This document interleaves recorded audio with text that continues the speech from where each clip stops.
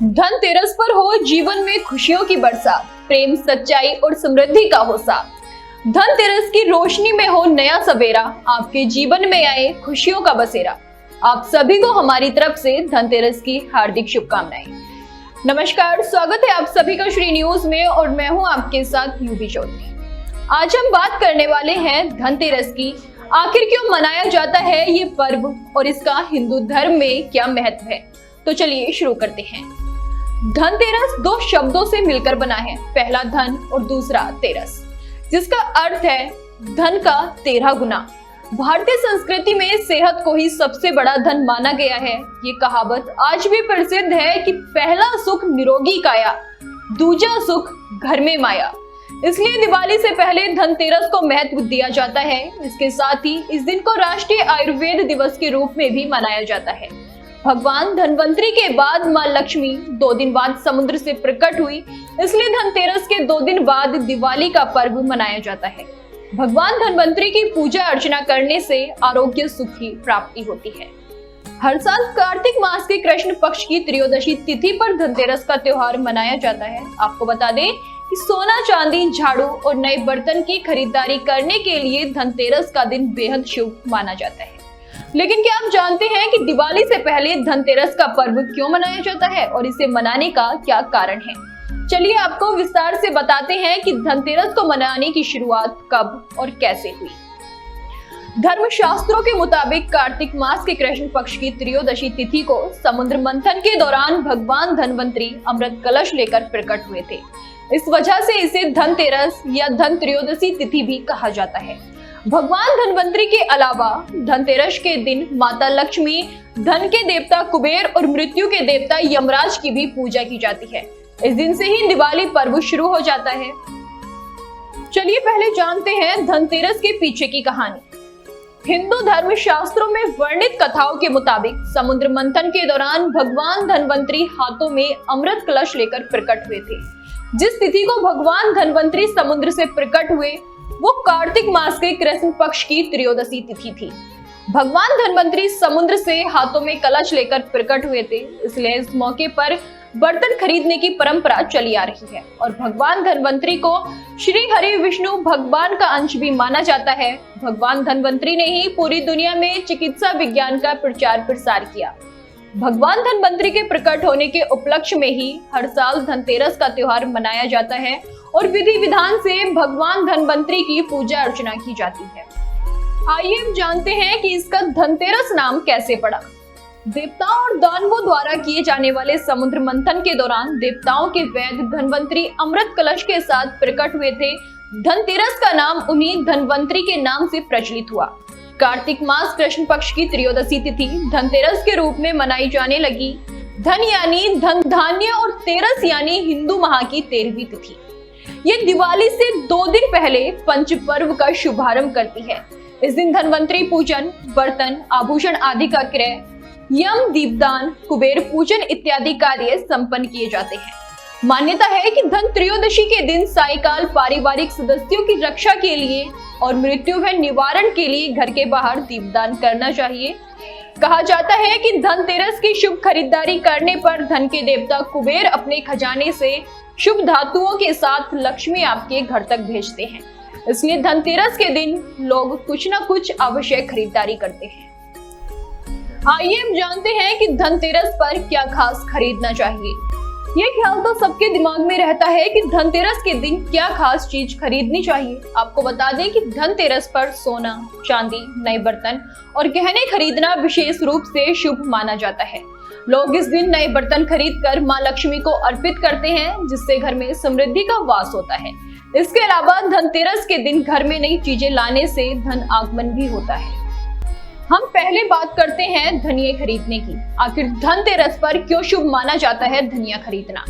धनतेरस के दिन धनिया खरीद कर घर लाना और इसे माता लक्ष्मी को अर्पित करना हर मनोकामना को पूर्ण करने में सहायक होता है। आपको बता दें कि दिवाली की पूजा तक एक चांदी के बर्तन में सिक्का डालकर उस पर धनिया रखें और उसकी पूजा करें।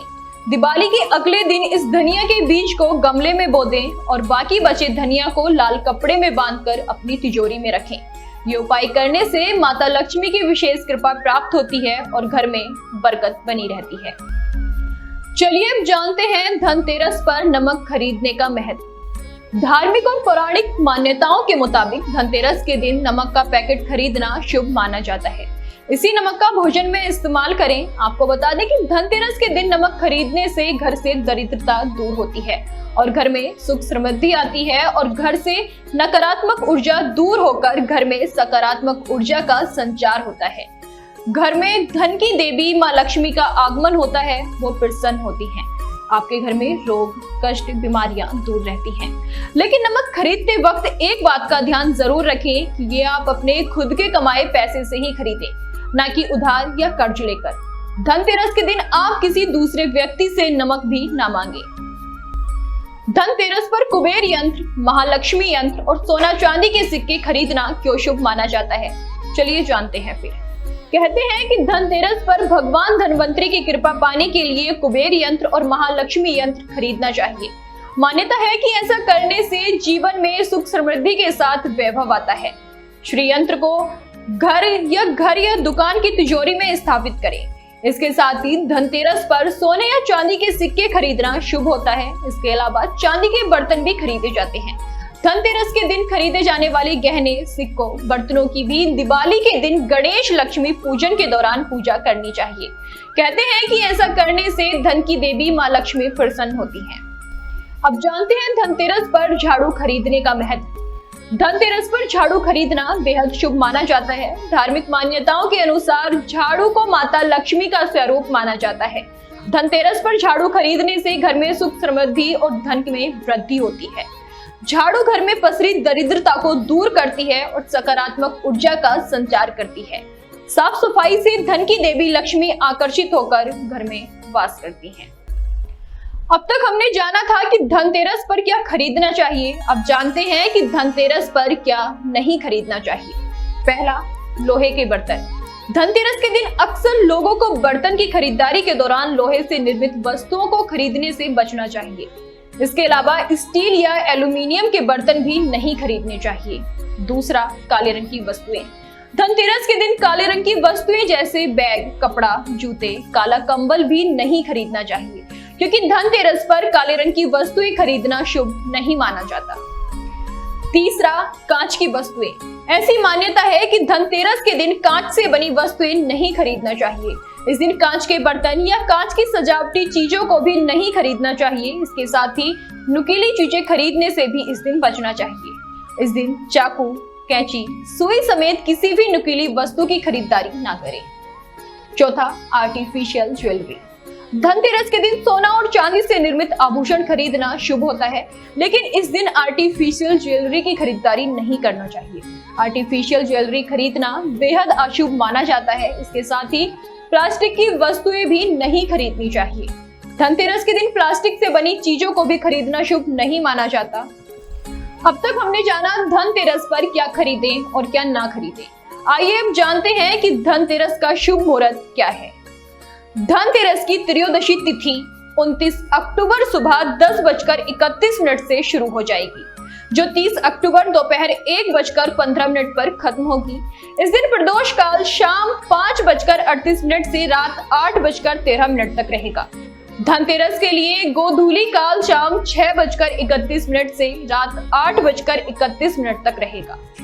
यानी धनतेरस के पूजन के लिए 1 घंटा 42 मिनट का समय रहेगा।